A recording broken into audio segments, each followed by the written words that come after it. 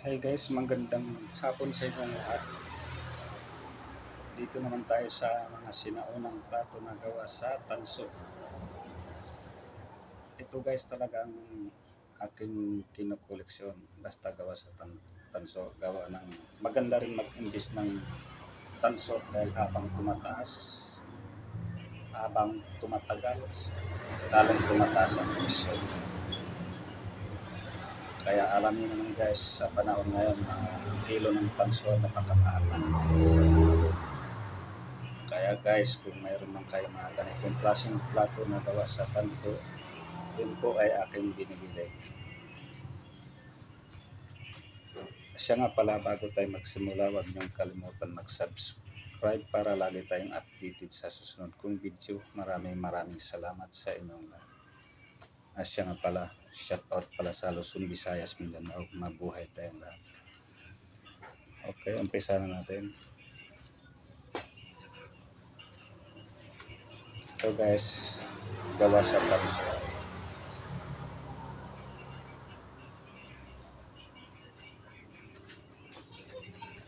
Alam nyo guys, binibili ko itong ganito kalaki sa halagang 700 to 800 pesos.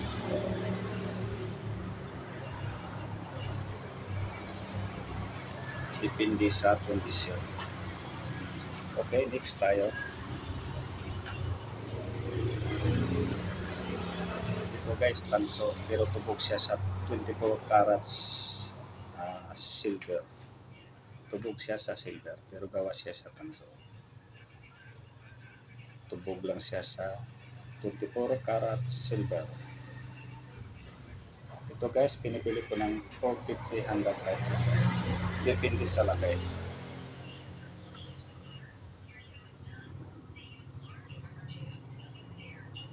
Okay, next tayo.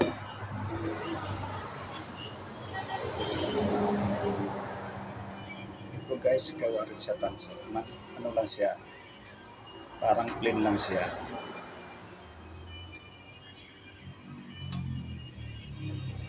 Gawa sa tanso.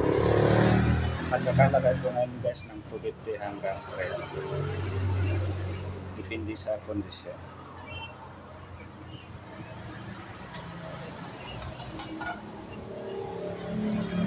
Mayroon din tayong takuri.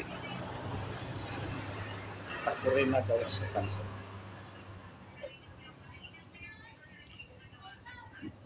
Alam niyo is ganitong klase ng takuri na gawa sa tanso. Binibili ko po sa halagang 2,500 pesos. Depende sa laki. Basta gawa sa tanso o antik siya, basta antik, yun po ay aking binibili. 2,500 pesos. Takuri na gawa sa tanso. Baka sakaling mayroon kayo, comment lang kayo sa Okay, next tayo. At ito guys, salamin siya. Salamin panahon pa ng mga Kastila. Marami na picture. Ang ganda ng mga design. Yung picture na talaga nasa loob. Ito guys, binibili ko ng 1,200 pesos. Pataas. Depende sa kondisyon. Basta antik. Yun po ay aking binibili. At gawa sa tanso. Yun po ay hindi ko inaakasan. Depende sa laki guys. Depende sa laki. Depende sa bigat.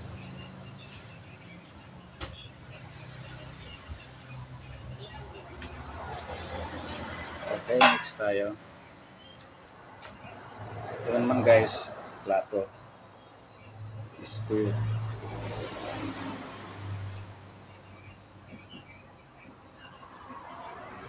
Ito guys, gawa rin siya sa tanso.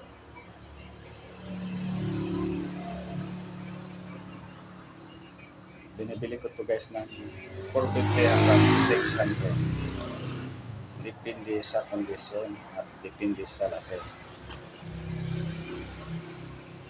Basta gawa sa tanso, antik, yun po ay hindi ko tinatanggihan.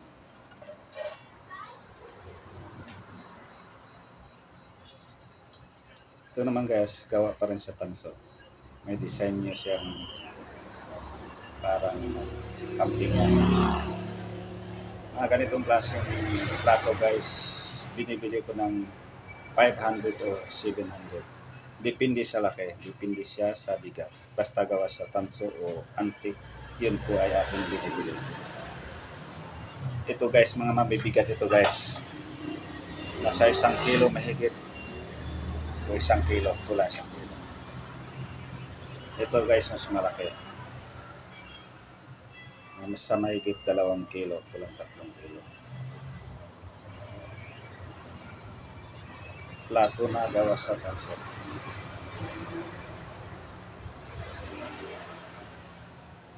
Mga ganitong klaseng plato, ganito kalaki. Binibili ko ng 800 to hanggang 1 po. Depende sa laki. At saka depende kung antik talaga ang hawak mo. Yun po ay aking binibili. Basta malalaking plato na gawa sa tanso. O, next tayo. Ito guys, mabigat ito. Ganito guys, binibili ko 700 to 900 pesos. Depende sa laki. Basta antik, yun po ay aking binibili. Depende sa laki, depende sa bigat. Yun. Baka sakaling mayroon kayo, pwede kayo mag-comment sa akin. Okay, next tayo.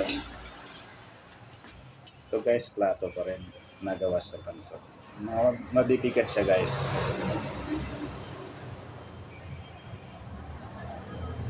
Mga antik na talaga siya. Mga ganito kalaking plato guys, binibili ko ng 450 700. Depende sa laki, depende sa bigat.